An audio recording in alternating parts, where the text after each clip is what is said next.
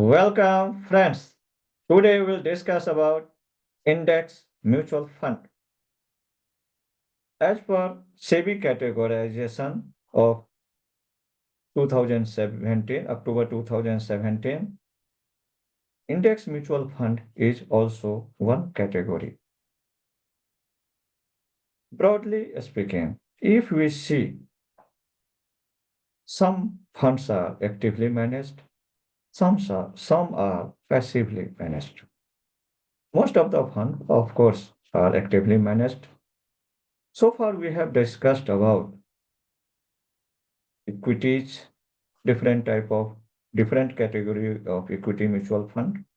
Actually, we have discussed 11 type of equity mutual fund like large cap, large and mid cap, small cap, ELSS, sectoral funds, all different. Then we have discussed about 16 type of debt mutual fund, mostly this liquid money market. Then we have seen overnight, ultra short duration, low duration, medium durations, and different types of funds. Of course, we have also discussed about corporate, this CP, actually, commercial papers issued by corporates, then government securities, G-SECs or treasury bills, bonds. Then we also discussed about CD or certificate of deposits. So up to now, we have seen all this. Now the term of index fund. So what is the difference? The major difference, or broadly speaking, difference is all first these are actively managed, whereas index funds are passively managed. It has to just replicate benchmark index. Fund manager do not have to do research like in actively managed and invest accordingly. They do not need to see any risk, associated risk, simply replicate index. And that is what the index fund is. If we see some historical background, it was invented and started in USA, United States of America, by famous John C. Bogle in 1976. And he launched this under his company name, Vanguard, first index investment. And it was tracking S&P 500. And fund name was Vanguard 500 Index Fund. He was hoping to raise $150 million into this scheme, this fund, and manage, but able to get 11.3 million. It was very hard to even replicate this S&P 500 at that time, but he persisted, and that is result. By 1990, it was $1 billion. So you can see how painful was journey. But now it is more than 500 billion. So now it has got momentum. And now Vanguard is managing more than $8.1 trillion. And even if we can see only this very index fund, more than 500 billion, but Indian equity fund is hardly $4 billion, $400 billion. So it is more than that. Okay. Now we see in Indian context. First, this was launched by ITBI principal. And first, this index name was Principal Nifty 100 Equal Weighted Fund. So ITBI Principal launched in India, and then now there are so many AMC which has launched these different index funds in their name. Then second name came this benchmark AMC, which launched Nifty Beach. Of course, you cannot find now this name benchmark AMC because this benchmark AMC is taken over by Goldman Sachs, and this Goldman Sachs was taken over by the Reliance Mutual Fund, and ultimately this Reliance was also taken over by the Nippon India. So now in the name of Nippon India, you can find the Nifty Beach. Another important thing here, if you can see and compare with in India, is index funds are mostly in large cap and replicating this Nifty 50 or Nifty Next 50. And if we see these large cap funds, their ratio, average expense ratio is 1.28%. In the case of direct fund, if you will go for regular, it will be more 1% costlier. But in the case of index, average expense ratio is 0.31%.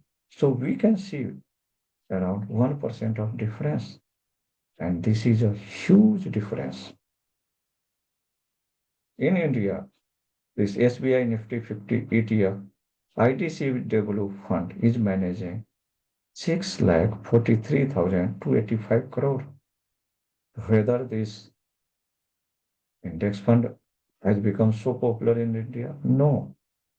Actually, EFO is investing from 2015 onwards in this index fund, and that is why the corpus is so huge for SBI Nifty 50. Now come back to this expense ratio. You can see the difference, and of course, this difference is meaningful. Let us see one chart, illustration chart for that. And this is self-explanatory. And you can see market participants' return after adjusting out for costs. If there is 1% difference, how is this happening? Let us see some calculation that might be more meaningful for you.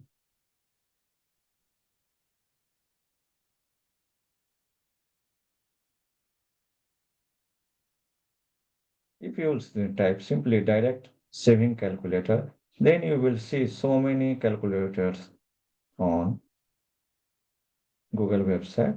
And this first one from MobiQuick, we have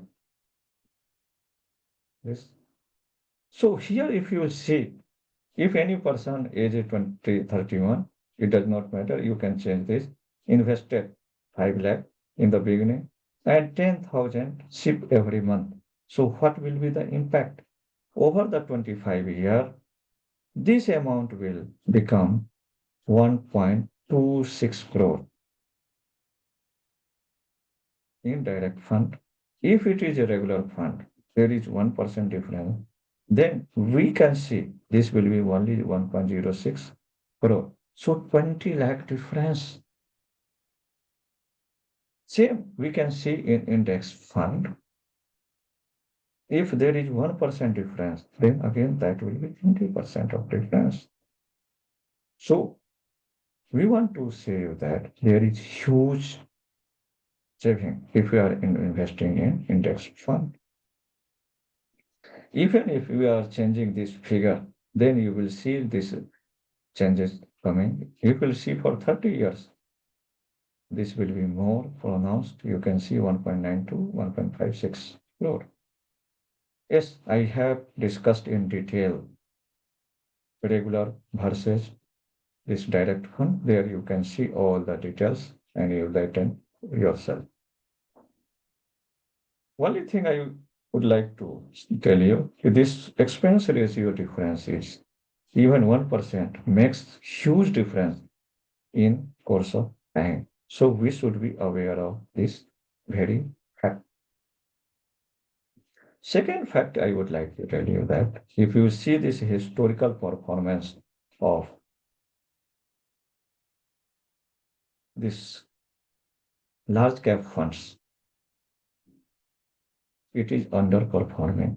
For 5 years terms, it has been shown that more than 82% of active large cap funds has underperformed their corresponding benchmark. Of course, in the case of mid cap and a small cap, it is not so alarming, but it will be alarming now after this categorization, and all funds are forced to invest within that category as per their mandate only. Earlier, it was not so. For namesake, maybe large cap, but investing in any mid cap, a small cap here and there, as for market condition, as for this. So they are able to beat, but now not possible. They have to invest as per their category, as per their mandate only. In the case of large cap, we have seen 82% is underperforming. Hardly 18% mutual fund is able to outperform. Why it is so? We can see a couple of things. Earlier it was 40, before it was less, but now there are 44 AMC in India. And every company, of course, they are launching one large cap funds. So we can expect 44 large cap funds running in India. And there are 100 stock in large cap. So all company will be investing almost same. There will be some differences, of course, and they are investing 50 to 60, some even to 70. So every another will be, the stock will be in their portfolio. So how they can beat, how much will be left out? There are very less place to play around and beat the Nifty. That is why it was not able to beat. And there is difference. Already we have seen this cost expense ratio. How much they will perform